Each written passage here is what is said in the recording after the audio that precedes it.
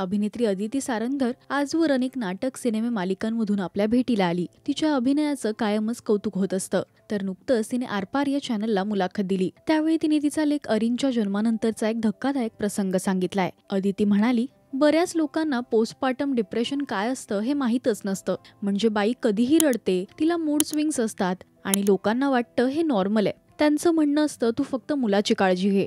मला आवर्जून हे सांगायचंय की बाळंतीण झालेल्या बाईची काळजी घ्या.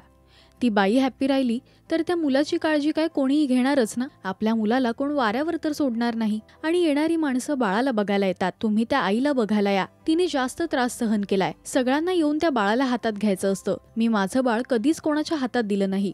मी सरळ सांगायचे, नका घेऊ हातात, कारण इन्फेक्शन झालं तर तुम्ही येणार आहात का रात्री त्याची काळजी घ्यायला. आणि माझ्या मदतीला कोणीच नव्हतं. आई नाही, सासू नाही. बाबा होते पण ते कल्याणला होते. आजीला सोडून येऊ शकत नव्हते, डॉक्टर असले तरीही. आणि माझ्या नवऱ्याला सुद्धा वडील नव्हते. त्या काळात कुठेच माझा परिवार नव्हता. शिक्षित व्यक्ती ज्याला अनुभव आणि ज्ञान अशा दोन्ही गोष्टी असतील असं आजूबाजूला कोणीच नव्हतं.